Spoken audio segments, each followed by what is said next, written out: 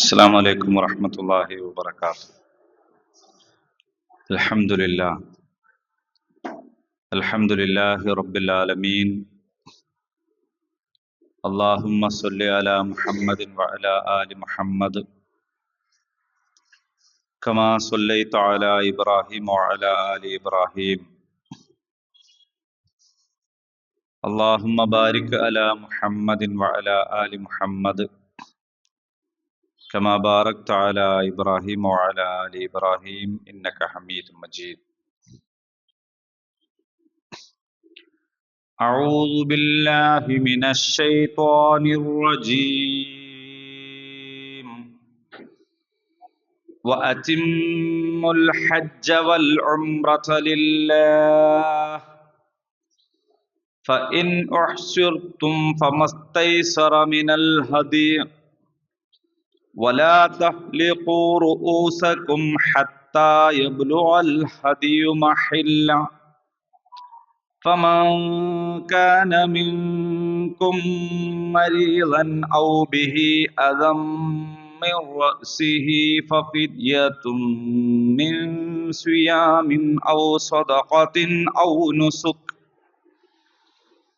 فإذا أمنتم فمن تمتع بالعمرة إلى الحج فما استيسر من الهدي فمن لم يجد فصيام 3 أيام في الحج و7 إذا رجعتم تلك 10 كاملة ذلك لمن لم يكن أهله حاضر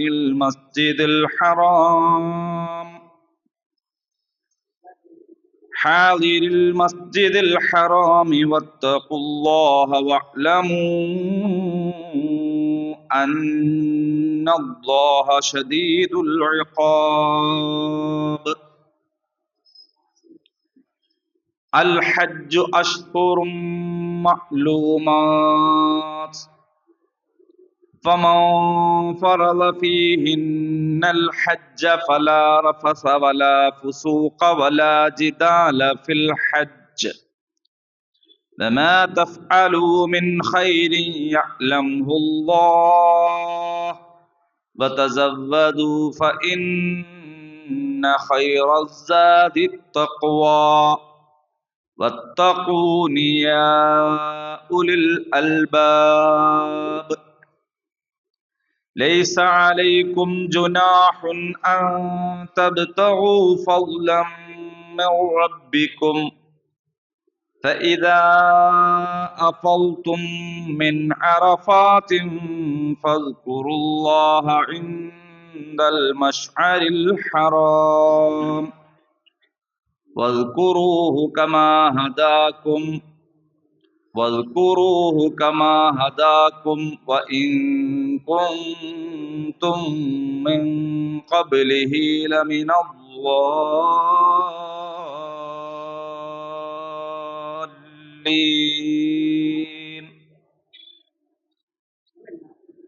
ثم أفيضوا من حيث أفاض الناس واستغفروا الله إن الله غفور رحيم.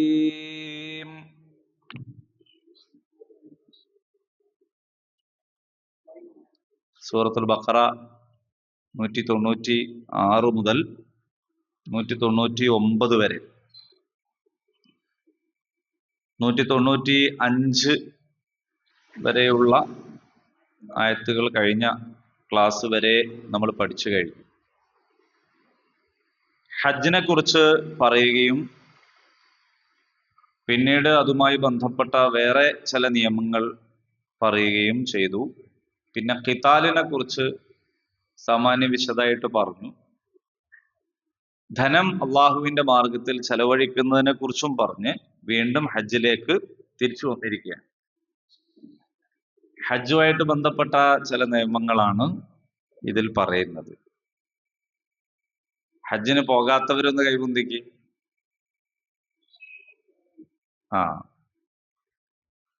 ഹജ്ജിന് പോകാനുള്ള പൂതി മനസ്സിലിങ്ങനെ വേണം. അതൊരു നല്ല ആഗ്രഹമായി വളരണം. അത് നല്ലൊരു പ്രാർത്ഥനയായിട്ട് ഉണ്ടാവണം. അത് ആത്മാർത്ഥമായിരിക്കുകയും വേണം. അപ്പൊ ചിലപ്പോ അള്ളാഹുവിന്റെ ഉദവി ഉണ്ടെങ്കിൽ ഇനിയും അവസരം കിട്ടിയേക്കും. അതിന് പകരം വേറെ ഒന്നുമില്ല. അതിന് പകരം അത് തന്നെ ഉള്ളൂ, വേറെ ഒന്നുമില്ല. അപ്പൊ അള്ളാഹു പറഞ്ഞ ചില കാര്യങ്ങളാണ് ഇവിടെ അതുമായിട്ട് ബന്ധപ്പെട്ട് ഇൻഷാ അള്ളാഹ് നമുക്കത് പഠിക്കാം. ആദ്യം പതിവ് പോലെ വാക്കർത്ഥം നോക്കാം. അത്തിമ്മു, നിങ്ങൾ പൂർത്തിയാക്കുക, പൂർണ്ണമായി നിർവഹിക്കുക. അൽ ഹജ്ജ്, ഹജ്ജ് അല്ല, ഹജ്ജ്, ഹജ്ജ്. വൽ ഉംറത ലില്ലാഹ്, ഉംറയും ലില്ലാഹ്, അള്ളാഹുവിന്. ഹജ്ജും ഉംറയും അള്ളാഹുവിന് വേണ്ടി എന്ന് പറഞ്ഞാൽ അള്ളാഹുവിന് വേണ്ടി എന്ന് പറഞ്ഞാൽ അള്ളാഹുവിന്റെ തൃപ്തി നമുക്ക് ലഭിക്കാൻ വേണ്ടി എന്നാണ്. പൂർത്തിയാക്കുക. ഫഇൻ ഉഹ്സിർതും, നിങ്ങൾ തടയപ്പെട്ടാൽ, ഫമസ്തൈസറ, എളുപ്പമുള്ളത് സ്വീകരിക്കുക. യുസ്ർ, എളുപ്പം. ഫ മ ഇസ്തൈസറ, ഇതാണ് ഫമസ്തൈസറ, സൗകര്യപ്പെടുന്നത് നിർവഹിക്കുക. മിനൽ ഹദി, ബലിയിൽ നിന്ന്. ഹദി എന്ന് പറഞ്ഞാൽ ബലി. വലാ തഹ്ലിഖൂ, നിങ്ങൾ വടിക്കരുത്, മുണ്ടനം ചെയ്യരുത്. ഹല്ലാഖ് എന്ന് പറഞ്ഞാല് ബാർബർ ഷോപ്പാണ് ഹല്ലാഖ്.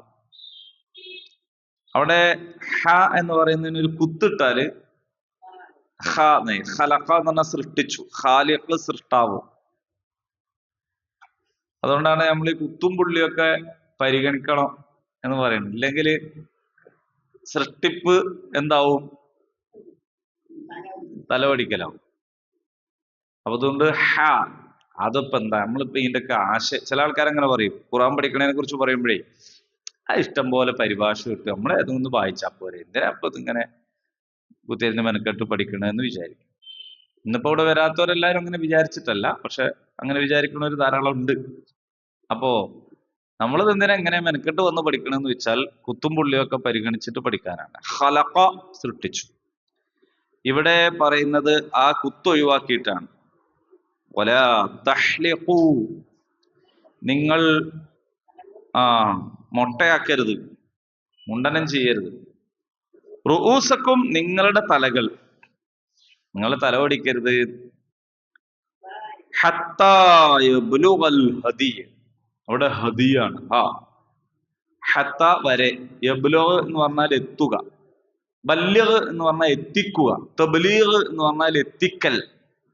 എത്തിക്കൽ ഇംഗ്ലീഷിലുള്ള എത്തിക്കലല്ല, നമ്മൾ എത്തിച്ചു കൊടുക്കൽ എന്നാണ് തബ്ലീഗ്. അതിനാണ് തബ്ലീഗ്. തബ്ലീഗ് പ്രസ്ഥാനത്തിന്റെ പേര് അതിൽ നിന്ന് കിട്ടിയതാണ്, സന്ദേശം എത്തിച്ചു കൊടുക്കുക എന്നുള്ളത്.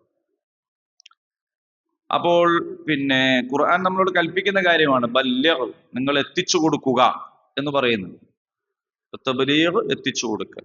ഹത്താ യബ്ലുഗ, എത്തുന്നത് വരെ, അൽ ഹദി, ബലിമൃഗം എത്തുന്നത് വരെ, മഹില്ല, അതിന്റെ സ്ഥാനത്ത്. ഫമൻ കാന മിൻകും, അപ്പോൾ മൻ, ആര്, കാന ആയി, മിൻകും, നിങ്ങളിൽ നിന്ന്. അപ്പോ എന്താണ്, നിങ്ങളിൽ നിന്ന് ആരെങ്കിലും ആയാൽ, മരീളൻ, രോഗിയായാൽ, ഔ ബിഹി അതൻ, ഇനി വേറെന്തെങ്കിലുമൊക്കെ ബുദ്ധിമുട്ടുകൾ ഉണ്ടായാൽ, മിൻ റഅ്സിഹി, അവന്റെ തലയിൽ. അപ്പൊ തല വടിക്കാൻ പാടില്ല.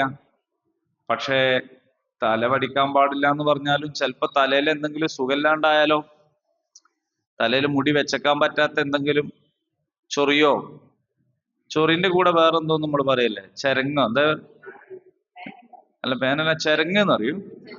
ചെരങ്ങ എന്നൊരു പച്ചക്കറിന്റെ പേരല്ലേ, ചൊരങ്ങ. ശരി, എന്തായാലും അങ്ങക്കാണ് കൂടുതൽ അറിയാം. എന്തായാലും ആ സാധനം എന്തെങ്കിലും ഉണ്ടായാൽ, ചെരങ്ങ, ചെരങ്ങല്ലേ, ചെരങ്ങുണ്ട. ശരി ശരി. എന്തായാലും അത്ര സുഖമില്ലാത്തൊരു സാധനമാണത്.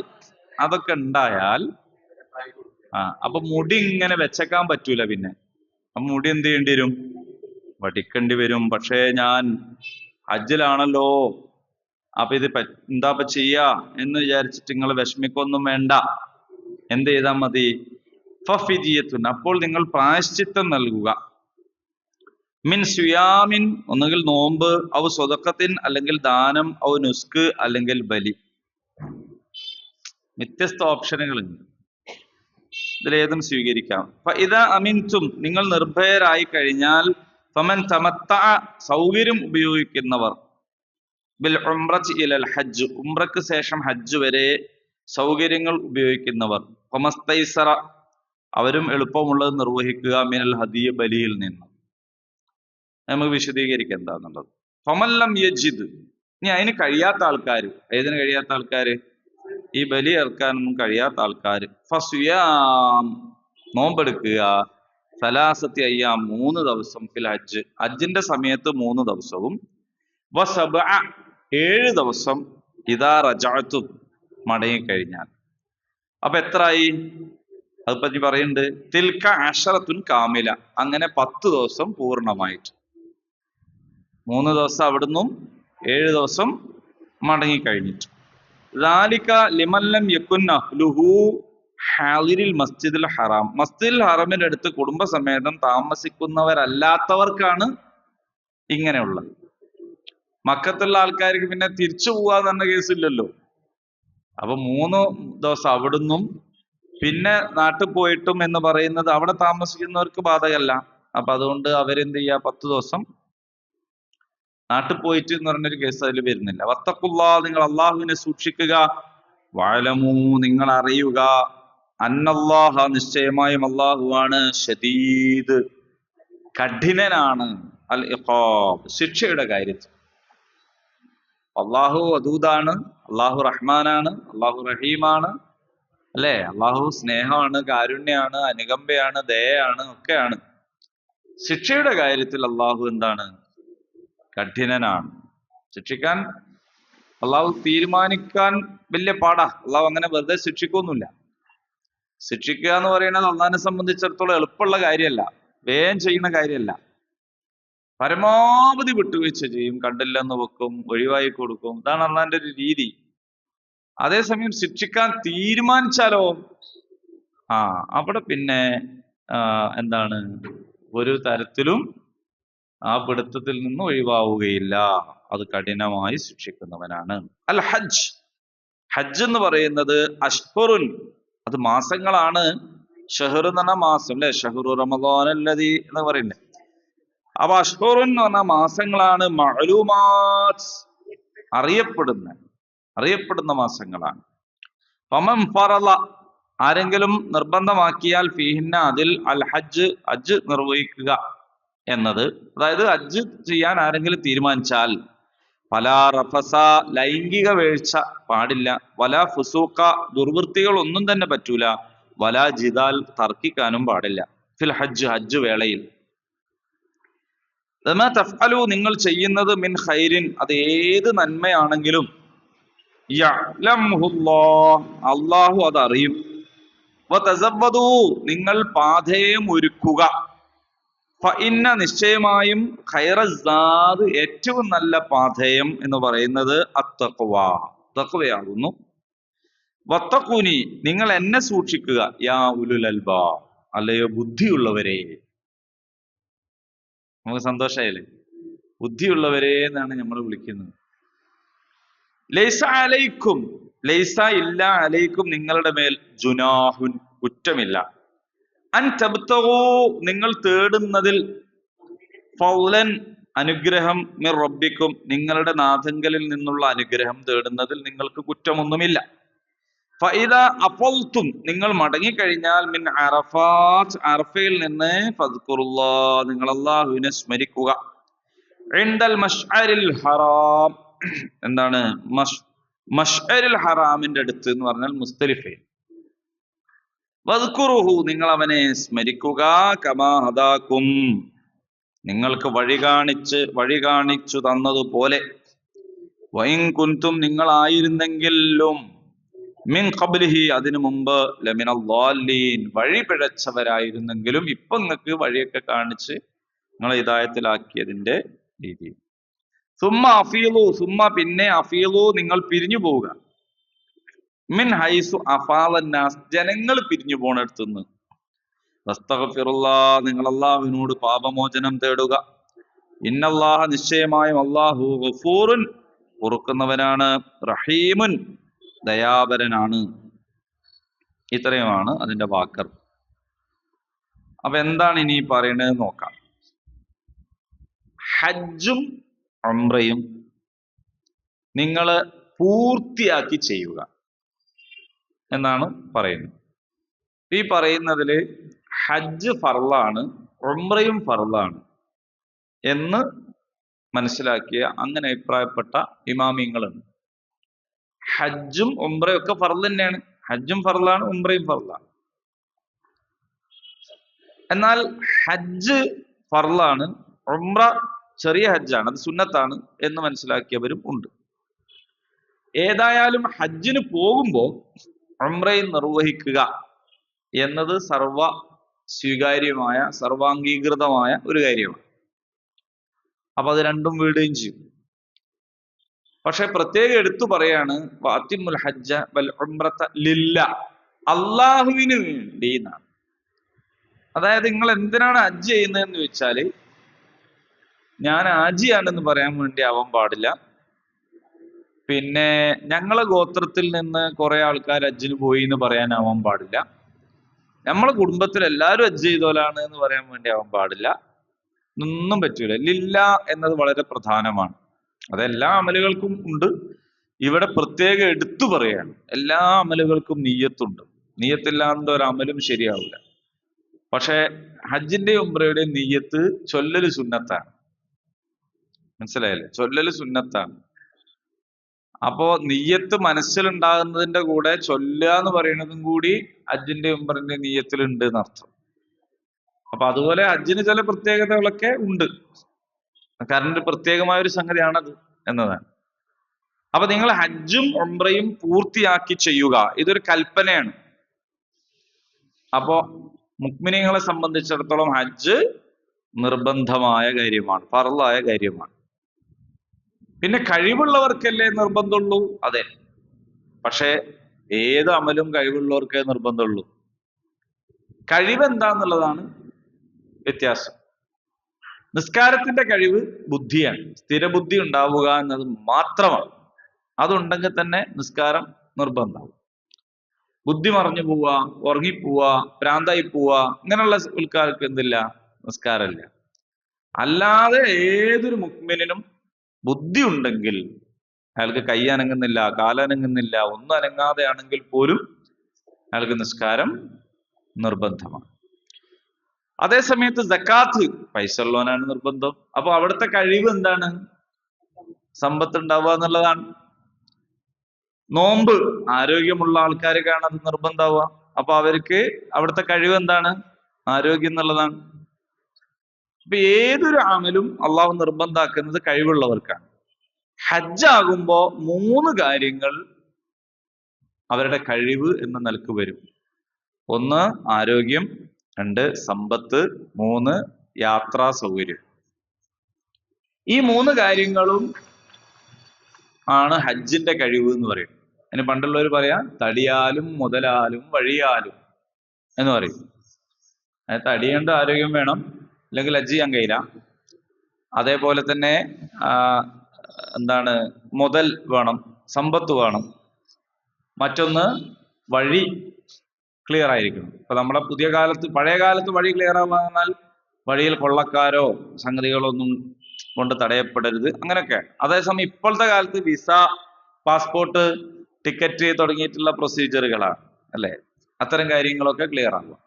ഇങ്ങനെ 3 കാര്യങ്ങൾ ആണ് ഹജ്ജിന്റെ കഴിവ്. ഇത് ഉണ്ടെങ്കിൽ ഹജ്ജ് ചെയ്യാതിരുന്നാൽ വമൻ കഫറ, ആരെങ്കിലും നിഷേധിച്ചാൽ, കാഫറായാൽ എന്നാണ് ഖുർആൻ പ്രയോഗിച്ചത് മറ്റൊരു സ്ഥലത്ത്. അപ്പൊ അത്രയും പ്രാധാന്യമുള്ള സംഗതിയാണെന്ന് അർത്ഥം. ഇതിന് പകരം വേറൊന്നുമില്ല. വഅത്തിമുൽ ഹജ്ജ വൽ ഉംറത ലില്ലാ. ഇനി നിങ്ങൾ അങ്ങനെ ഹജ്ജ് ഉദ്ദേശിച്ചിട്ട് നിങ്ങൾ തടയപ്പെട്ടു എന്ന് വിചാരിക്കുക. എന്തെങ്കിലും കാരണത്താൽ നിങ്ങൾക്ക് പോവാൻ സാധിക്കാത്ത ഒരു സാഹചര്യം വന്നാൽ നിങ്ങൾ ഇഹ്റാമിൽ നിന്ന് പിന്മാറേണ്ടത് ബലിയർത്തുകൊണ്ടാണ്. അപ്പൊ അതിനെക്കുറിച്ചും വിശദാംശങ്ങളിൽ മുഫസ്സിറുകൾക്ക് ചെറിയ അഭിപ്രായ വ്യത്യാസങ്ങളൊക്കെ ഉണ്ട്, എങ്ങനെയാണ് അത് എന്നുള്ളതിനെ സംബന്ധിച്ച്.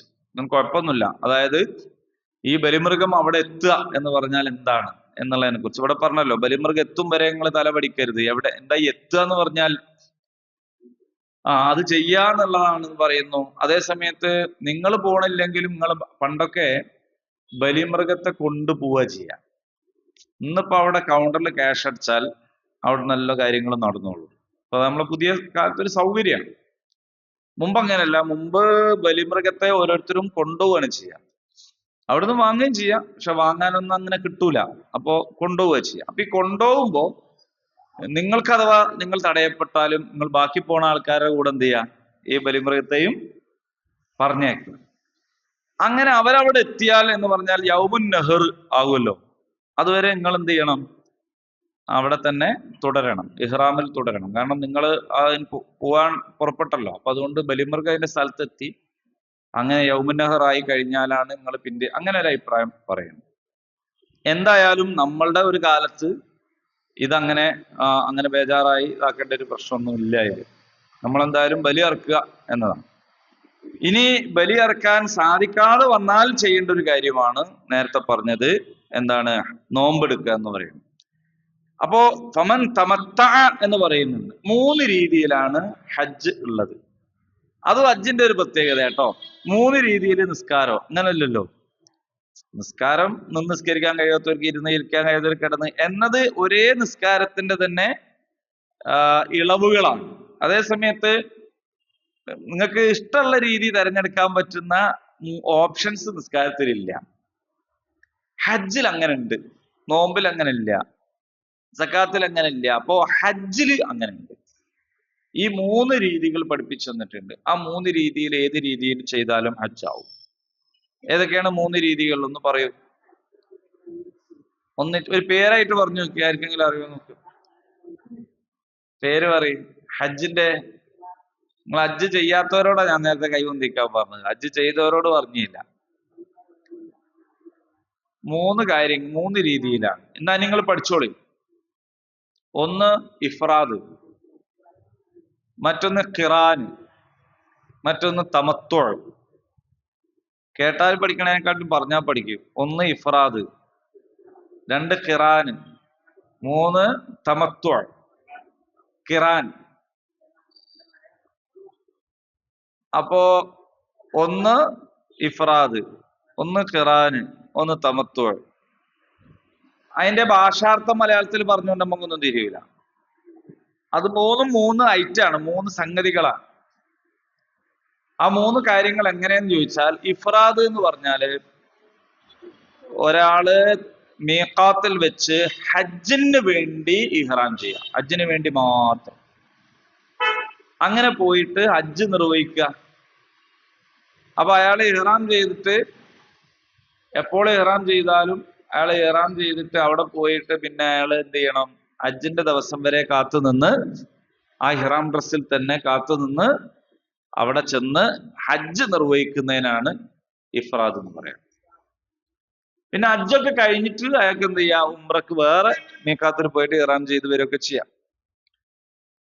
ഖിറാൻ എന്ന് പറഞ്ഞാൽ അങ്ങനെയല്ല, ഹജ്ജും ഉംറയും കൂടി ഒന്നിച്ച് നിർവഹിക്കുക.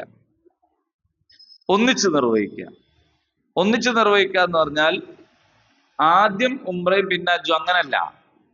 ഹജ്ജിന്റെയും ഉംറയുടെയും കർമ്മങ്ങൾ ഒന്നിച്ച് ചെയ്യലാണ്, മിക്സ് ചെയ്യാണ്. അപ്പൊ ഈ സഈ തന്നെയാണ് ഹജ്ജിന്റെ സഈ, വേറെ സഈ ഇല്ല. എങ്ങനെ ഉള്ളൊരു മിക്സ് ചെയ്തിട്ട്. 3ാമത്തെ രീതിയാണ് തമത്തു.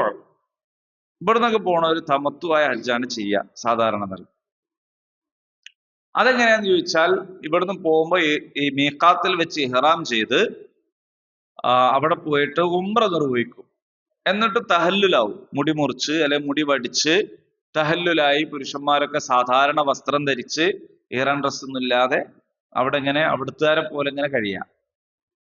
അങ്ങനെ കഴിഞ്ഞ് ഹജ്ജിന്റെ സമയമാകുമ്പോൾ ദുൽഹജ്ജ് 8-ാം തീയതി എന്ത് ചെയ്യുക, താമസ സ്ഥലത്ത് വെച്ച് ഇഹ്റാമിൽ പ്രവേശിക്കുക. എന്ന് പറഞ്ഞാൽ അവിടെയുള്ള ഹോട്ടലിലൊക്കെ താമസിക്കുമ്പോൾ ആ ഹോട്ടലിൽ വെച്ചിട്ട് ഇഹ്റാമിൽ പ്രവേശിക്കുക, എന്നിട്ട് ഹജ്ജ് നിർവഹിക്കുക. ഇതിനാണ് തമത്തു എന്ന് പറയുക. മനസ്സിലാകുന്നുണ്ടോ? ഫമൻ തമത്ത, അങ്ങനെ തമത്വമായിട്ടാണ് ആരെങ്കിലും ഹജ്ജ് ചെയ്യുന്നതെങ്കിൽ അവരും എന്ത് ചെയ്യണം എന്ന് ചോദിച്ചാല് ഒരു ബലി അതിന് നിർവഹിക്കണം. അത് പ്രായശ്ചിത്തല്ല. പ്രായശ്ചിത്തത്തിന് ഫിദിയ എന്നാണ് പറയാ, ഇവിടെ ഹദി എന്നാണ് പറയുന്നത്. എന്ന് പറഞ്ഞാൽ അത് ഇതിൽ പെട്ടതാണ്. ഇങ്ങനെയും ചെയ്യാം. നമ്മളൊക്കെ പോകുമ്പോ അതാണ് സ്വീകരിക്കുന്ന രീതി, അതാണ് സൗകര്യവും, അതാണ് എളുപ്പവും. നമുക്കൊക്കെ പ്രത്യേകിച്ച് നമ്മൾ ദുൽഖാദ് മാസത്തിൽ പോവും, കുറച്ച് നേരത്തെ പോവും. അങ്ങനെ പോയിട്ട് ഇഫ്രാദാണ് ചെയ്യുന്നതെങ്കിൽ നമ്മൾ ഇവിടുന്ന് പോണ അന്ന് മുതൽ തന്നെ ഇഹ്റാമിൽ കഴിയണം. എത്ര ദിവസം കഴിയണം? ഒരു മാസമൊക്കെ ഉണ്ടാവും ചിലപ്പോ. ഒരു മാസം ഇങ്ങനെ ഇഹ്റാമിൽ കഴിയണം. അപ്പൊ അതേ സമയത്ത് ഇത് വളരെ സൗകര്യമാണ്. വേഗം പോകുന്നു, ഇഹ്റാമിൽ പ്രവേശിച്ചു, മീഖാത്തിൽ വെച്ച് ഉംറ നിർവഹിച്ചു, തഹല്ലുലായി. പിന്നെ നമ്മൾ സിവിൽ ഡ്രസ്സ്, സാധാരണ ഡ്രസ്സിൽ സാധാരണ പോലെ ജീവിക്കുന്ന ആസ്വാദനങ്ങളൊക്കെ ആവാം, അങ്ങനെ ജീവിക്കും. പിന്നെ ഹജ്ജിന്റെ ദിനങ്ങൾ വന്നു കഴിഞ്ഞാൽ അപ്പോൾ അവിടെ വെച്ച് ഇഹ്റാമിൽ, അതിന് വേറെ മീഖാത്തിലേക്ക് പോകേണ്ട കാര്യമില്ല, അവിടെ വെച്ച് തന്നെ താമസ സ്ഥലത്ത് നിന്ന് ഇഹ്റാമിൽ. ഇങ്ങനെ 3 രീതിയിലാണ് ഉള്ളത്. ഒന്ന് ഇഫ്രാദ്, മറ്റൊന്ന് ഖിറാന്, മറ്റൊന്ന് തമത്തു. ഈ 3 രീതിയിലാണ് ഹജ്ജിന്റെ ഇഹ്റാമുകൾ ഉള്ളത്. ഓക്കെ. അപ്പൊ അവിടെ ബലിക്ക് കഴിയാതെ വന്നാൽ ചെയ്യേണ്ടതാണ് ഈ നോമ്പിന്റെ കാര്യം. അത് ഹജ്ജിന്റെ സമയത്ത് അവിടെ വെച്ച് 3 നോമ്പ് എടുക്കണം. അതിനെ സമയം ഉണ്ടാവുള്ളൂ. പിന്നെ എന്ത് ചെയ്യാ, 7 നാട്ടിൽ തിരിച്ചെത്തിയിട്ട് 7 നോക്കണം. അൽ ഹജ്ജു അഷ്ഹറും മഅലൂമാത്ത്. ഈ ഹജ്ജ് എന്ന് പറയുന്നത് അറിയപ്പെട്ട മാസങ്ങളിലാണ്. എന്ന് പറഞ്ഞാല് ഹജ്ജ് മാസങ്ങളൊക്കെ അറിയപ്പെടുന്ന മാസം. പുതിയതായിട്ട് ഇസ്ലാം, അല്ലെങ്കിൽ ഇസ്ലാം പണ്ടുണ്ട്, ആദം നബിന്റെ മുതൽ തന്നെ ഇസ്ലാം ഉണ്ട്. പക്ഷെ ഈ മുഹമ്മദിയ ശരീഅത്ത് ഉണ്ടല്ലോ, പരിശുദ്ധ ഖുർആൻ വന്ന നബി സല്ലല്ലാഹു അലൈഹി വസല്ലം പഠിപ്പിച്ചിട്ടുള്ള ആ ഒരു ശരീഅത്തിൽ പുതിയ ചില മാസങ്ങളെ തെരഞ്ഞെടുക്കാൻ ഉദ്ദേശിക്കുന്നില്ല. ഹജ്ജിന് വേണ്ടിയിട്ട് പിന്നെ പൂർവികരായ ആൾക്കാരൊക്കെ ഇന്ന മാസത്തായിരുന്നു, നിങ്ങൾ ഈ മാസം, അങ്ങനില്ല. ഇപ്പൊ ജുമാ അങ്ങനെ മാറ്റിയില്ലേ? ജുമാ നമ്മളിപ്പോ സാബത്ത് നാളിലായിരുന്നു, അവരൊക്കെ നമ്മൾ അത് എന്താക്കി, വെള്ളിയാഴ്ചത്തേക്ക് മാറ്റി. ഇങ്ങനെ മാറ്റുന്നില്ല. ഹജ്ജ് അറിയപ്പെട്ട മാസങ്ങളുണ്ട്, ആ മാസങ്ങളിലാണ്. ഏതാണ് ഹജ്ജ് മാസങ്ങൾ? പറയും.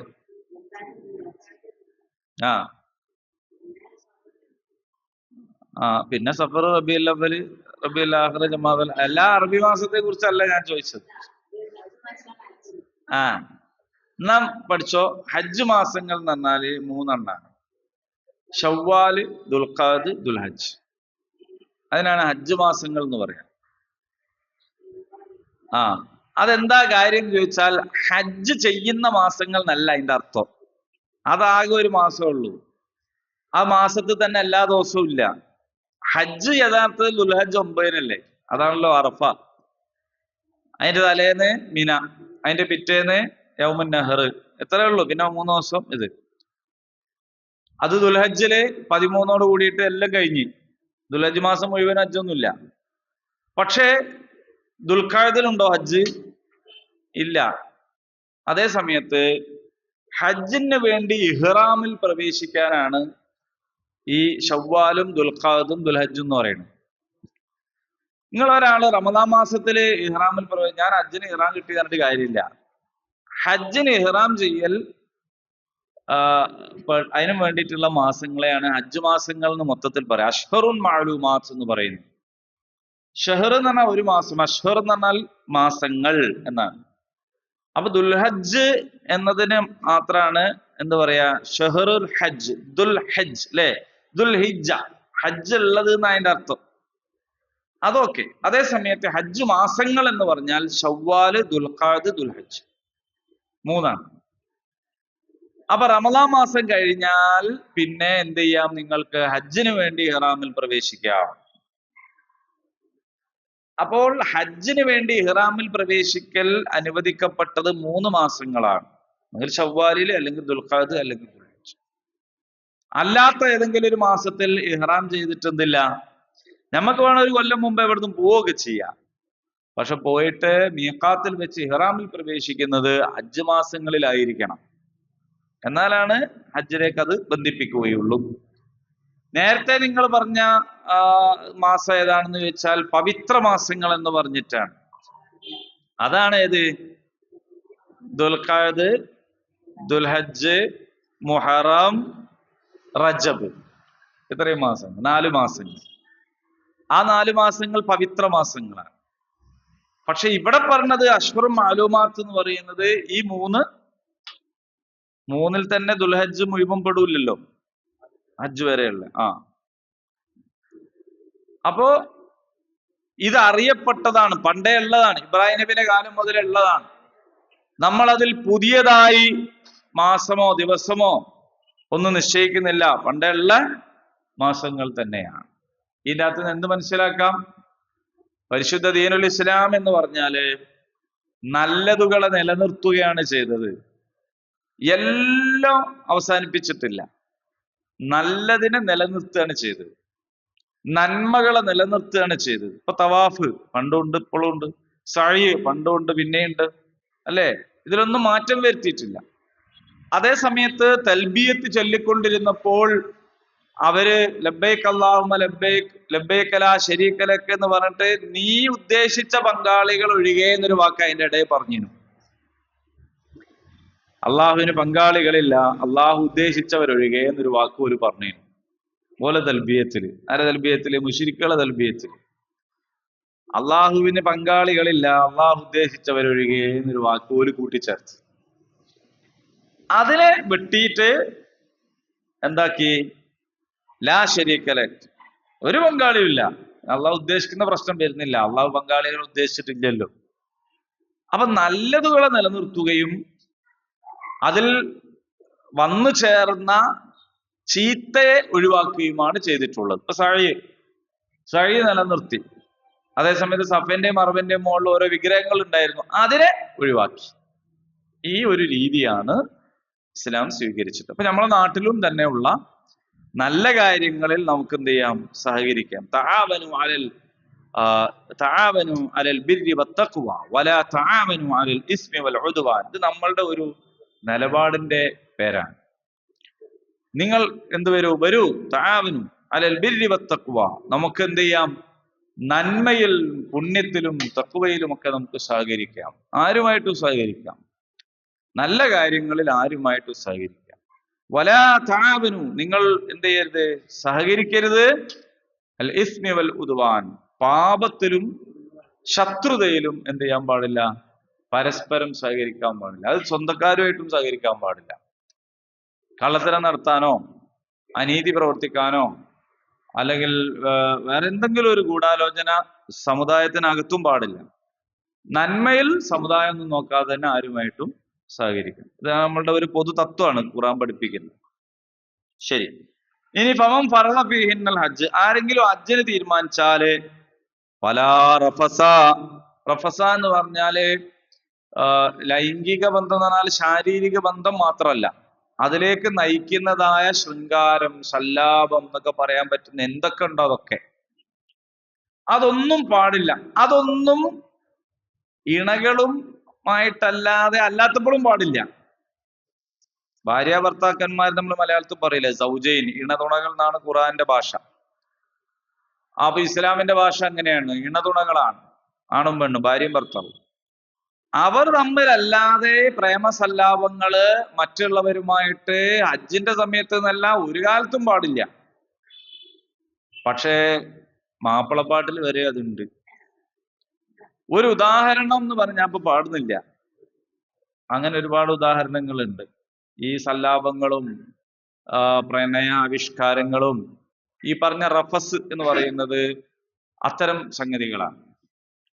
അപ്പൊ ആണും പെണ്ണും തമ്മിലുള്ള അതിരുകവിച്ചിലുകളെയാണ് റഫസ് എന്ന് പറയാം. ശരിക്കും പറഞ്ഞാൽ അത് ഇടപഴകലിലും സംസാരത്തിലുണ്ടാവും.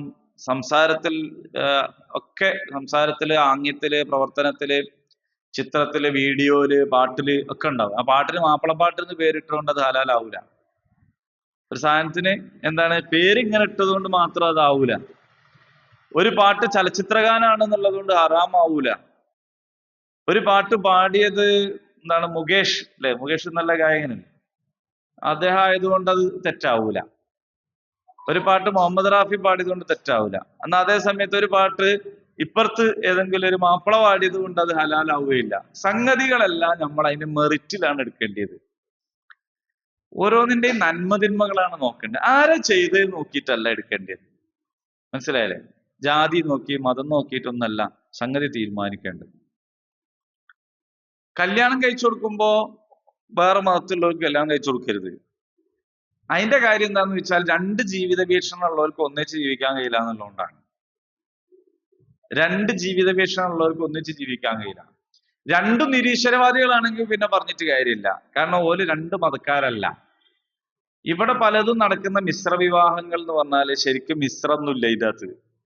അതിന് ഓനും നിരീശ്വരവാദിയാണ്, ഓളും നിരീശ്വരവാദിയാണ്. ഓന്റെ പേര് ഗോപാലനാണ്, ഇവന്റെ പേര് പാത്തുമ്മയാണ് എന്നുള്ളത് കൊണ്ട് മുസ്ലിമോ ഹിന്ദുവോ ഒന്നും ആകുന്നില്ല. രണ്ടാളുടെയും കാഴ്ചപ്പാട് എന്താണ്? നിരീശ്വരവാദമാണ്. അല്ലൊന്നും ഇല്ല എന്നുള്ള വാദം. ഉലമ്മില് കല്യാണം കഴിച്ചാൽ പ്രത്യേകിച്ച് പ്രശ്നമൊന്നും ഉണ്ടാവില്ല. കാരണം എന്താണ്? രണ്ടാളും നിരീശ്വരവാദികളാണ്. അതേ സമയത്ത് മിശ്രമാവണമെങ്കിൽ ഒരാൾ മുസ്ലിം ആവണം, ഒരാൾ വേറെന്തോ ആവണം. അങ്ങനല്ലേ? അങ്ങനെ വിവാഹം കഴിച്ച ഓൾക്ക് എങ്ങനെ മുന്നോട്ട് പോകാൻ കഴിയൂല. കാരണം എന്താണ്? ഓക്ക് പറ്റുമെന്ന് ഓന് പറ്റൂല, ഓന് പറ്റുമെന്ന് ഓക്കും പറ്റൂല. എന്നിട്ട് അവിടെ അങ്ങനെ ജീവിക്കണ്ടല്ലോ. അവിടെ അങ്ങനെ ജീവിക്കേണ്ടത് ഓല് രണ്ടാളും ഒരേ കാഴ്ചപ്പാടാണ്. നമ്മൾ തെറ്റിദ്ധരിച്ചതാണ് അതിലൊരാൾ മുസ്ലിമാണെന്ന്. അതാ പ്രശ്നം. രണ്ടാൾക്ക് ഒരേ ആദർശാണെങ്കിൽ അവർക്കൊന്നും ജീവിക്കാം. അതിൽ മിശ്രമാണെങ്കിൽ കല്യാണം നടക്കൂല. അതുകൊണ്ടാണ് അവിടെ മതം നോക്കാൻ നമ്മളോട് പറഞ്ഞിട്ടുള്ളത്. അതേ സമയത്ത് അങ്ങനെ അല്ലാത്ത വിഷയങ്ങളിൽ, ഭക്ഷണം കൊടുക്കുന്നിടത്ത്, നന്മ ചെയ്യുന്നിടത്ത് ഒന്നും തന്നെ ഇത്തരത്തിലുള്ള വേർതിരിവുകളെ കുറിച്ച് പറഞ്ഞിട്ടില്ല. ശരി. അപ്പൊ അതുകൊണ്ട് ഈ റഫസ് എന്ന് പറയുന്നത് ഹജ്ജിന്റെ സമയത്തോ അല്ലാത്തപ്പോഴും ഒന്നും പാടില്ല. ആരുമായിട്ട്? ഭാര്യ ഭർത്താക്കന്മാർ തമ്മിൽ അല്ലെങ്കിൽ. ഭാര്യ ഭർത്താക്കന്മാർ തമ്മിലാണെങ്കിൽ പ്രേമവും സല്ലാപവും പ്രണയവും ശാരീരിക ബന്ധവും ഒക്കെ പുണ്യം കിട്ടുന്ന സുന്നത്താണ്. അത് ഇസ്ലാമിന്റെ ഒരു പ്രത്യേകതയാണ്. അപ്പൊ ഒരാള് പിന്നെ റസൂലുള്ളാഹിനോട് ചോദിച്ചു, അള്ളാന്റെ റസൂലെ, ഞങ്ങൾ ഭാര്യമാരെ പ്രാപിക്കുന്നതിന് പോലും പുണ്യോ? ഒരു അത്ഭുതമുള്ള കാര്യമാണല്ലോ എന്ന്. അപ്പൊ റസൂലുള്ളാഹി അദ്ദേഹത്തോട് ചോദിച്ചു, എന്താണ് അനുവദനീയമല്ലാത്ത മാർഗത്തിൽ ആണെങ്കിൽ അതിന് ശിക്ഷ ഉണ്ടില്ലേ? ഉണ്ട്, ശിക്ഷ ഉണ്ട്. എന്നാ അനുവദനീയമാണെങ്കിൽ അതിന് പുണ്യമുണ്ട് എന്നാണ്. അപ്പോ പിന്നെ സംഗതികൾ മനസ്സിലാകുന്നില്ലേ? ഈ മനസ്സിലാകണില്ലേ എന്ന് ചോദിച്ചാൽ നിങ്ങൾ മനസ്സിലാവാത്തവരായിട്ടല്ല.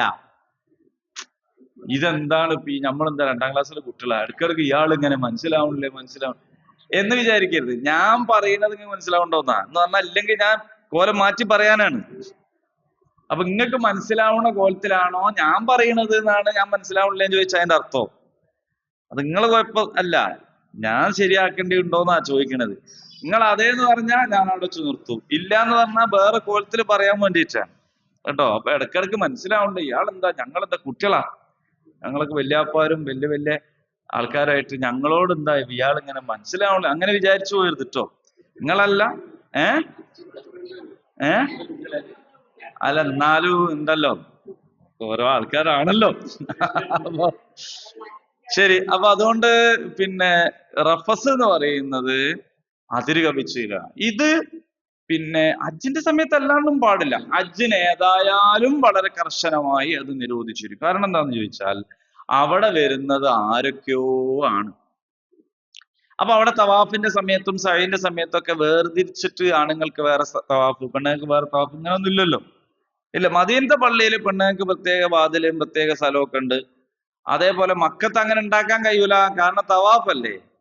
അപ്പൊ എല്ലാരും ചെയ്യണം. പിന്നെ വേണമെങ്കിൽ 2 നില ഉണ്ടാക്കി താഴെ നിലയില് ആണുങ്ങൾ തവാഫ്, മേലെ നില അങ്ങനെയൊക്കെ വേണം ആക്കാം. പക്ഷെ അങ്ങനൊന്നും ഇസ്ലാമിലില്ല. എല്ലാവരും ഒന്നിച്ച് തന്നെയാണ്. അപ്പൊ ഒന്നിച്ച് ഇടകലരാനുള്ള ഒരു സാധ്യത ഉള്ള ഒരു സ്ഥലമാണ് തവാഫ് ചെയ്യുന്നിടം. അപ്പൊ അവിടെ നിങ്ങൾ പ്രത്യേകിച്ചും ഇത്തരം കാര്യങ്ങളിൽ വളരെ കർശനമായ നിയന്ത്രണങ്ങൾ പാലിച്ചേ തീരൂ.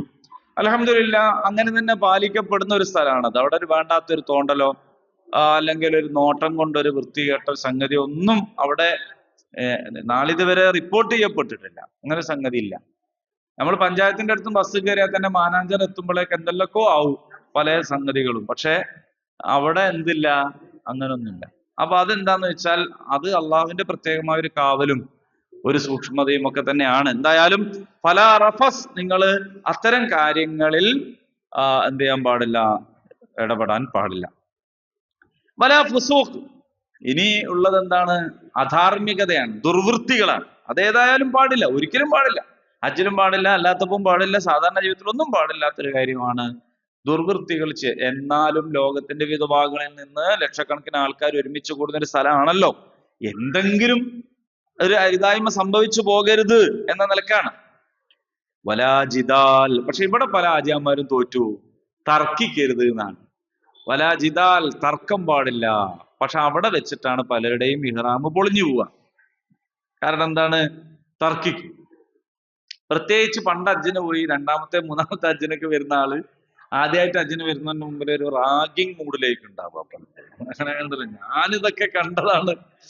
ഞാൻ അന്ന് 67 ഞാൻ വരുന്ന സമയത്ത് എന്നും പറഞ്ഞിട്ട് ഇയാളിങ്ങ് തുടങ്ങിയാല് മറ്റോൻ എന്താ 60, ഓൻ ആദ്യമായിട്ട് വരികയാണ്, ഏതാണ് കഅബ എന്നാണ് ആദ്യമായിട്ട് കാണാൻ. അപ്പൊ ഇയാൾക്കാണ് ഞാനിങ്ങനെ വന്ന് അന്ന് ഞങ്ങൾ ഇവിടെ കൂടി അന്നത്തെ ഹോട്ടൽ ഇവിടെ അങ്ങനെ പറഞ്ഞിട്ടുണ്ടല്ലോ.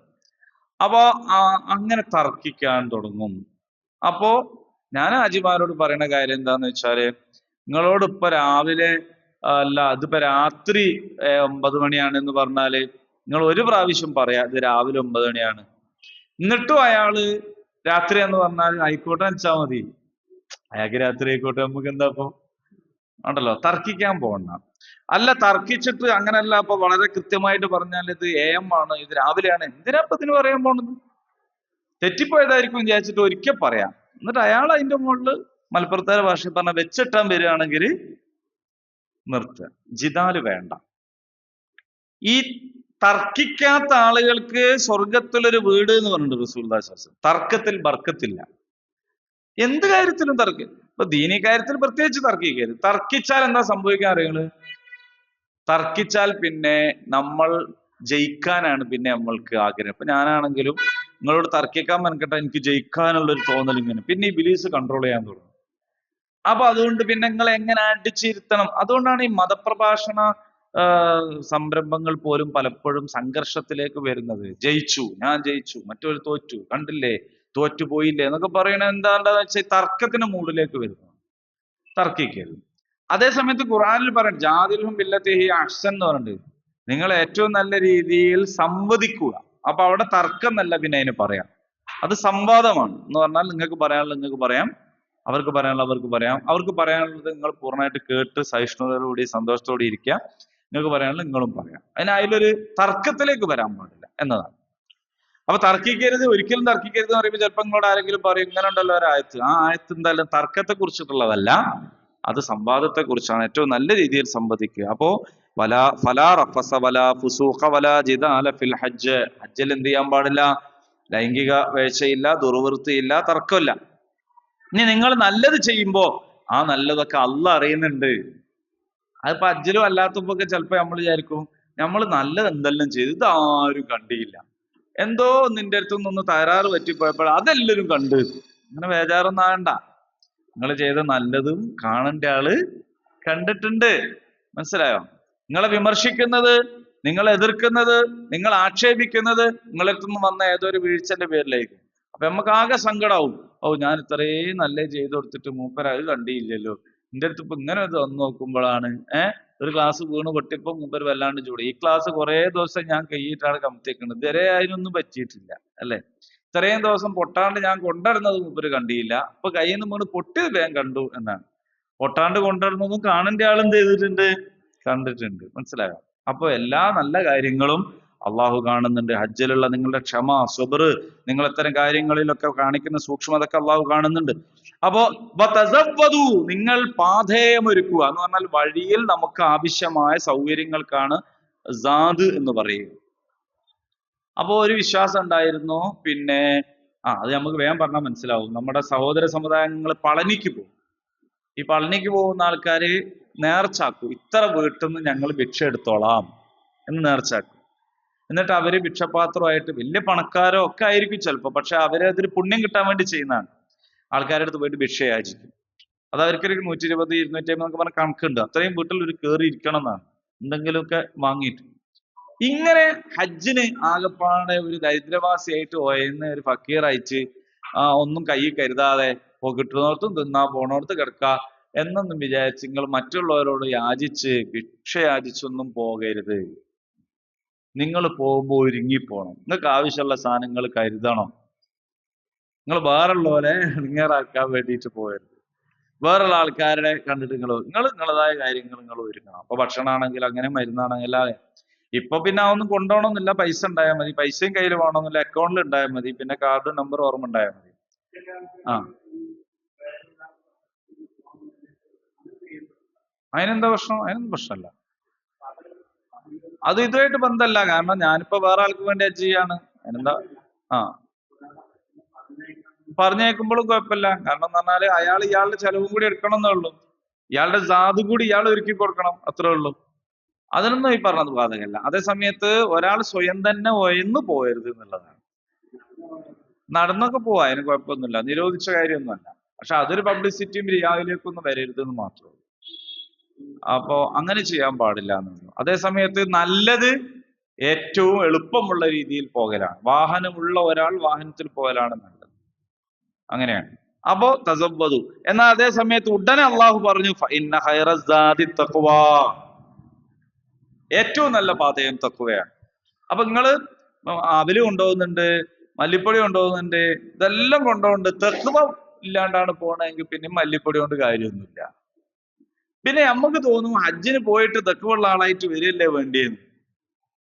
സംഗതി ശരിയാണ്. പക്ഷെ ഇവിടെ പറയുന്നത് ഹജ്ജിന് പോണത് തന്നെ തഖ്വയായിട്ടാണ് എന്നാണ്. അപ്പൊ പോയിട്ട് കിട്ടേണ്ട എന്തോ ഒരു സാധനമല്ല, പോകുമ്പം തന്നെ വേണ്ട സാധനമാണ് എന്ത്? തഖ്വ എന്നർത്ഥം. വത്തഖൂനി യാ ഉലിൽ അൽബാബ്, നിങ്ങൾ എന്നോട് തഖ്വ കാണിച്ചോളൂ ബുദ്ധിയുള്ളവരെ. ബുദ്ധി ഇല്ലാത്തവനോട് ഇതൊക്കെ പറഞ്ഞിട്ട് കാര്യമുണ്ടോ? ഒരു കാര്യമില്ല. ഇനി വേറെ ഒരു വലിയ ധാരണ പശുക്ക് തിരുത്താൻ പോവാണ്. ലൈസ അലൈക്കും ജുനാഹുൻ അൻ തബ്തഗു ഫളലൻ മിർ റബ്ബിക്കും, ഹജ്ജിന്റെ ഇടയില് നിങ്ങൾ കച്ചവടം ചെയ്യുന്നതിന് കുഴപ്പമില്ല എന്നാണ്. ഈ ഫضല് എന്ന് പറയുന്നത് എന്താന്ന് ചോദിച്ചാൽ സമ്പത്തിനെ കുറിച്ചാണ് പറയുന്നത്.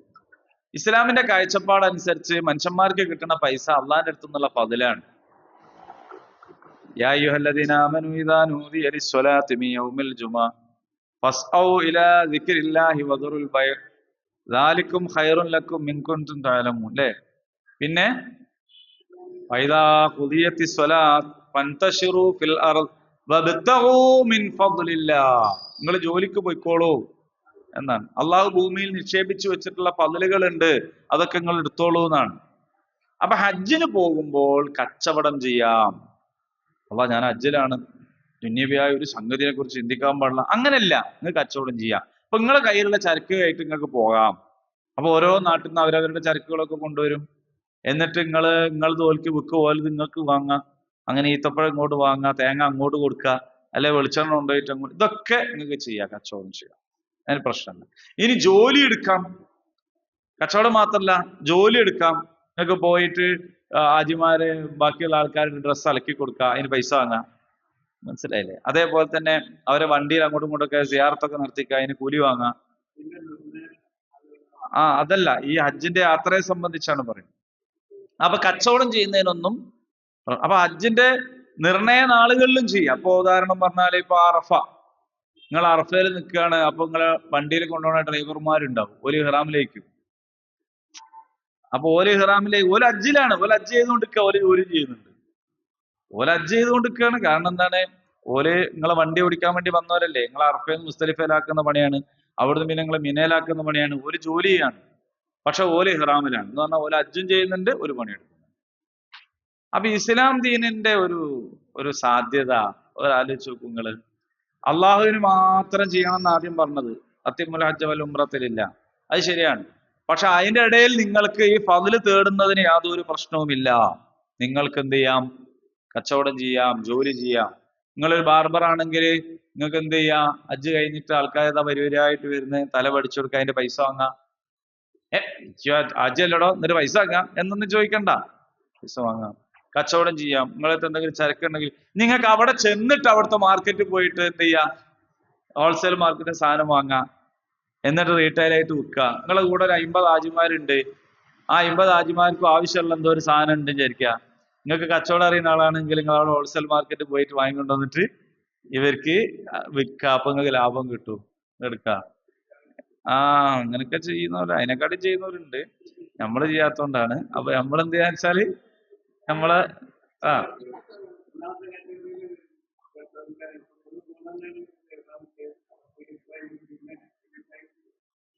എല്ലാവർക്കും ചെയ്യാം. ഇതങ്ങനൊന്നുമില്ല. ഇതെല്ലാവരും ഹജ്ജിന് പോകുന്ന എല്ലാവർക്കും ചെയ്യാവുന്നതാണ്.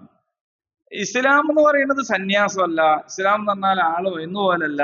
ഇസ്ലാം എന്ന് പറഞ്ഞാൽ ദരിദ്രവാസമല്ല. ഇസ്ലാമിൽ പൈസ ഉണ്ടാക്കുക എന്ന് പറഞ്ഞത് ഒരു മോശപ്പെട്ട കാര്യേ അല്ല. നല്ല രീതിയിലായിരിക്കണം എന്നേ ഉള്ളൂ. നമ്മള് ഈ ഇതിന്റെ ഒരു മറുവശം അധികം കേട്ടുപോയിട്ട് നമുക്ക് കച്ചവടം എന്ന് പറയുമ്പോ ഒരു മോശമായിട്ട് തോന്നുന്നതാണ്. ഓ കച്ചവടാണ് എന്ന് പറഞ്ഞാൽ നമ്മൾ എന്താ വിചാരിക്കുക? വളരെ മോശമാണെന്നായി പോയതാണ്. അങ്ങനല്ല, പെണ്ണുങ്ങൾ നിങ്ങളൊക്കെ കച്ചവടം ചെയ്യണം. ഒന്നെങ്കിൽ ഹോൾസെയിൽ മാക്സി വാങ്ങിയിട്ട് അല്ലാത്തവർക്ക് കൊടുക്കുക, അല്ലെങ്കിൽ വേറെ എന്തെല്ലാം പണികളുണ്ട്. അതൊക്കെ നിങ്ങൾ വീട്ടിലിരുന്ന് ചെയ്യാൻ പറ്റും, വാട്സപ്പിൽ ചെയ്യാൻ പറ്റും, ഫോൺ ചെയ്യാൻ. വെറുതെ കുത്തിരിക്കുകയേ ചെയ്യരുത്. ഇവര് പൈസ തരാത്തോണ്ടല്ല, ഓര് തരുന്ന പൈസ ഒക്കെ നിങ്ങൾക്ക് ചെലവിനെടുക്ക. നിങ്ങൾ ഉണ്ടാക്കുന്ന പൈസ കൂട്ടി വെച്ചിട്ട് നിങ്ങൾക്ക് സദക്ക ചെയ്യാം. കാരണം നിങ്ങൾക്ക് ഇങ്ങോട്ടും കൊടുക്കാം, പ്രശ്നമില്ല. ഭർത്താക്കന്മാർക്ക് കൊടുക്കാൻ പറ്റുമല്ലോ, സദക്ക ഒക്കെ കൊടുക്കാലോ. അപ്പൊ പൈസ ഉണ്ടാക്കിയാണ് വേണ്ടത്. അതൊക്കെ നല്ലോണം പറയണ, അതൊക്കെ നല്ലോണം പറയണ. അപ്പൊ എന്താ കാര്യം എന്ന് പറയും നമ്മൾ അങ്ങനെ. ഞാൻ പറഞ്ഞത് എന്താ നിങ്ങൾക്ക് പണി? ആ പണിയൊന്നുമില്ല, മക്കളൊക്കെ എന്ന് വിചാരിക്കരുത്. മക്കളെ പണി എടുത്തോട്ടെ. എല്ലാരും നമുക്ക് ആവതുള്ള കാലത്തോളം 5 പൈസ ഉണ്ടാക്കുക എന്ന് പറയുന്നത് ചെയ്യാണ് വേണ്ടത്. അല്ലാതെ ഇനിയിപ്പൊ പൈസ ഒന്നും വേണ്ടാന്ന് പറയരുത്.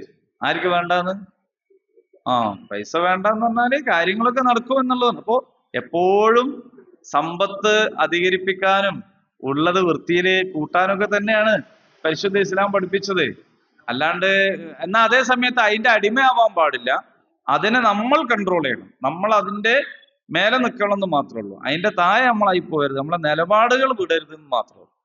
അപ്പൊ ഹജ്ജിന് പോലും നിങ്ങൾക്ക് എന്ത് ചെയ്യാവുന്നതാണ്? കച്ചവടം ചെയ്യാവുന്നതാണ്, ജോലി ചെയ്യാവുന്നതാണ് എന്നൊക്കെ മനസ്സിലാക്കുക. ഇനി നിങ്ങൾ അറഫയിൽ നിന്ന് പോന്നാൽ, നിങ്ങൾ അതൊരു ഒഴുക്കാണ്. ഇവിടെ ആ ഒരു രീതിയിലുള്ള ഒരു പദമാണ് പ്രയോഗിച്ചിട്ടുള്ളത്. അറഫയിൽ നിന്ന് നിങ്ങൾ ഇങ്ങനെ പോകുന്നു. നിങ്ങൾ മുസ്തലിഫയിൽ എത്തിക്കഴിഞ്ഞാൽ എന്ത് ചെയ്യണം? അള്ളാഹുവിനെ ധാരാളമായിട്ട് സ്മരിക്കുക. നിങ്ങൾക്ക് ഹിദായത്ത് കിട്ടി, ഇതിന്റെ മുമ്പ് നിങ്ങൾ പഴച്ച ആൾക്കാരായിരുന്നു എന്ന് പറഞ്ഞാൽ വിളിച്ചല്ലാത്ത, ഇസ്ലാമിന്റെ മുമ്പ് പിന്നെ ലാലിലാണ്. അപ്പൊ ഇസ്ലാമിലേക്ക് വന്നു, നിങ്ങൾക്ക് ഹിദായത്ത് കിട്ടി. അപ്പൊ നിങ്ങൾ അങ്ങനെ അള്ളാഹുവിനെ സ്മരിക്കുകയാണ് വേണ്ടത്. അപ്പോ മുസ്ദലിഫയിൽ നിങ്ങൾ എന്ത് ചെയ്യണം? അള്ളാഹുവിനെ സ്മരിക്കുക എന്നതാണ്.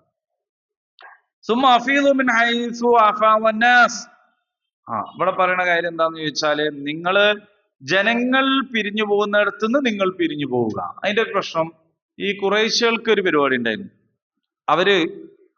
ഞങ്ങള് ഇതിന്റെ ആളുകളാണ്, അതിന്റെ കഅബന്റെ ആൾക്കാരാണ്, ഞങ്ങൾ ഹറമിന്റെ ആൾക്കാരാണ്, ഞങ്ങൾ ഇതിന്റെ പോരായ്മക്കാരാണെന്നുള്ള ആൾക്കേ ഓല് പറയും ഞങ്ങൾ ഹറമ് വിട്ട് പുറത്തേക്ക് പോരാ.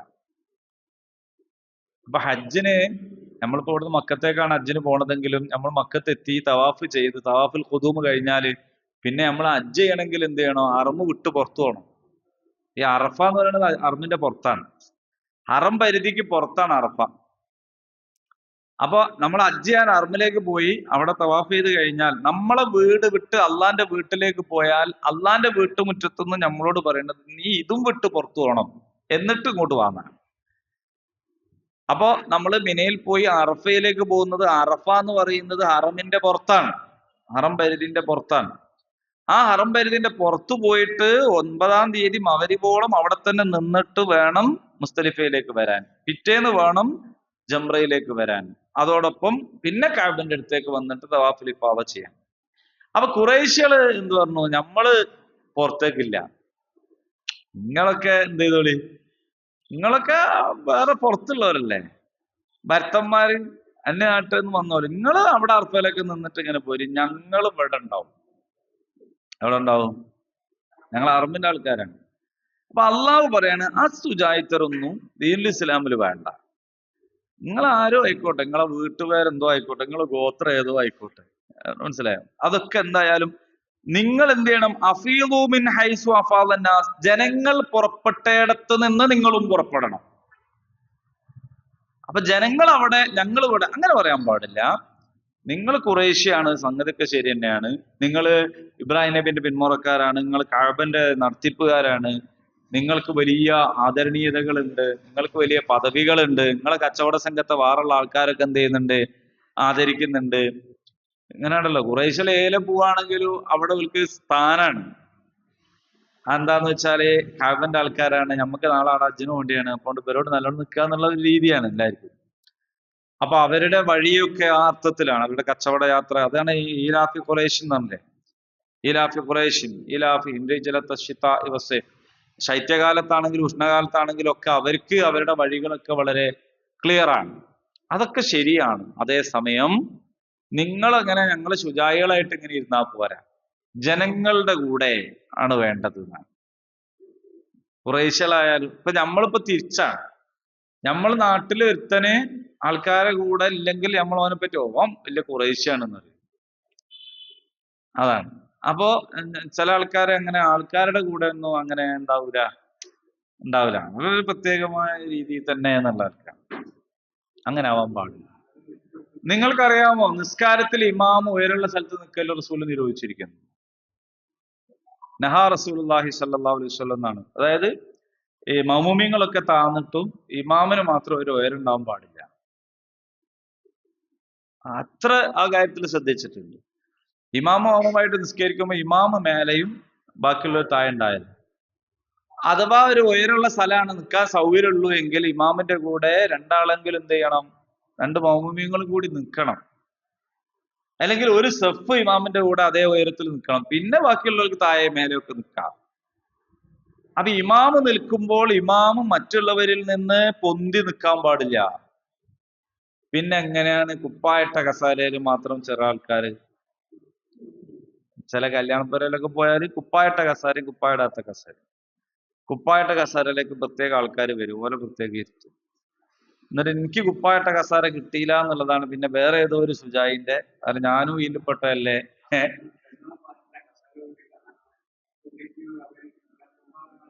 അങ്ങനല്ല, അതൊക്കെ നമ്മൾ മനസ്സിലാക്കിയാൽ മതി. ചില സ്ഥലത്ത് ഊരിക്കാൻ പറയാനൊന്നും പറ്റൂല, അത് വേറെ കേസ്. അത് സമീപനം എന്നത് വേറെയാണ്. അതേ സമയത്ത് നിലപാട്, അപ്പൊ രണ്ട് വ്യത്യാസം. അപ്പൊ ഇതെല്ലാം നമ്മൾ മനസ്സിലാക്കേണ്ട തത്വങ്ങളെ കുറിച്ചാണ്. അത് എങ്ങനെ പ്രാക്ടീസ് ചെയ്യണം എന്നുള്ളത് ഓരോ സ്ഥലത്തിനും സദസ്സിനും ഒക്കെ അനുസരിച്ച് ആണ് അത് വരിക. അപ്പോ പിന്നെ നിങ്ങൾ ജനങ്ങൾ നിൽക്കുന്നിടത്ത് നിൽക്കണം, അത് ഖുർആനിന്റെ ഒരു കൽപ്പനയാണ്. നിങ്ങൾ ആര് എന്നുള്ളതിലുള്ള പ്രധാനം, നിങ്ങൾ ആൾക്കാരുടെ കൂടെ നിൽക്കണം. നബി സല്ലല്ലാഹു അലൈഹി വസല്ലം അങ്ങനെ ആയിരുന്നല്ലോ. പുറത്തുനിന്ന് ആള് വന്നിട്ട് ചോദിക്കില്ല നിങ്ങളെ കൂടെ ആരാ, റസൂൽ ആരാ, മുഹമ്മദ് ആരാ എന്ന് ചോദിക്കരുത്. എന്താ കാരണം? എല്ലാരും കൂടെയാണ് ഉള്ളത്, എല്ലാരും കൂടെയാണ്. ഈ പുരോഹിതന്മാർ ഉണ്ടാക്കിയ ഒരു സാധനമാണ് അവർക്ക് ഇരിക്കാൻ ആവണപ്പലക എന്നതിന് പറയാം. പുരോഹിതന്മാർ ഇരിക്കണേന് ഓൽക്കൊരു പ്രത്യേക, അന്ന് കസേര ഇല്ലാത്തതുകൊണ്ട് പലയാണ്, എല്ലാരും പലമായില്ല, ഇവർക്ക് ആവണപ്പലയാണ് ഉണ്ടാവുക എന്നതാണ് പുരോഹിതന്മാരുടെ രീതി. അപ്പോ സന്യാസി അങ്ങനത്തെ വലിയ ആൾക്കാരൊക്കെ, അപ്പൊ അതൊരു പ്രത്യേകമായ ഒരു സംഗതി. ആൾക്കാരെ പോലല്ല ഇദ്ദേഹം എന്നുള്ള അങ്ങനെ ഉണ്ടാവാൻ പാടില്ല. ജനങ്ങളുടെ കൂടെ ആയിരിക്കുക, ആളുകളുടെ ഒപ്പമായിരിക്കുക, ആളുകൾ ഇരിക്കുന്നിടത്ത് ഇരിക്കുക, ഒരു തിന്നുന്നിടത്തും തിന്നുക എന്ന രീതിയാണ്. അപ്പൊ ഖുറൈശികളോട് പ്രത്യേകിച്ച് അന്നത്തെ ഈ അന്ധവിശ്വാസത്തെയും കൂടി ഇല്ലാതാക്കിക്കൊണ്ട് പറയാണ്, നിങ്ങൾ പുറപ്പെടുക, ജനങ്ങൾ പുറപ്പെടുന്നിടത്ത് നിന്ന് നിങ്ങൾ പുറപ്പെടുക. വസ്തഗ്ഫിറുല്ലാഹ്, നിങ്ങൾ അള്ളാഹുവിനോട് പൊറുക്കലിനെ തേടുക. പഴയ കാലത്ത് അങ്ങനൊന്നും അല്ലാതെ സംഭവിച്ചു പോയിട്ടുണ്ടെങ്കിൽ അതൊക്കെ എന്ത് ചെയ്യുക. ഇപ്പൊ അന്നത്തെ കാലത്ത് ഗോത്രങ്ങൾ, വംശങ്ങൾ എന്നുള്ള പേരിലാണ്, ഇന്ന് തറവാട് എന്നുള്ള പേരിലാണ് പലതും അങ്ങനെ സംഭവിക്കുന്നത്. ഈ വീട്ടുപേര് എന്നൊക്കെ പറയുന്നത് എങ്ങനെ വന്നതാ, എങ്ങനോ വന്നതാണ് അല്ലേ. ഒരു മനുഷ്യന്റെ പേരന്റെ മുറ്റത്ത് പ്ലാവ് ഉണ്ടായിരുന്നു, അപ്പൊ പ്ലാവുള്ള കണ്ടി ഇന്ന ആജി എന്ന് പറഞ്ഞു. അത് മുറിച്ചാ പ്ലാവ് മുറിച്ച കണ്ടി എന്നാവും. അത്രല്ലേ ഉള്ളൂ പൈല്, അത്രേ ഉള്ളൂ. അറിയാൻ വേണ്ടിയിട്ട് ഏതോ ആടിനർത്ഥപ്പോ കക്ക് കൂടിയതാണ് പോലെ കക്കോടി പറയുന്ന കേട്ടാണ്.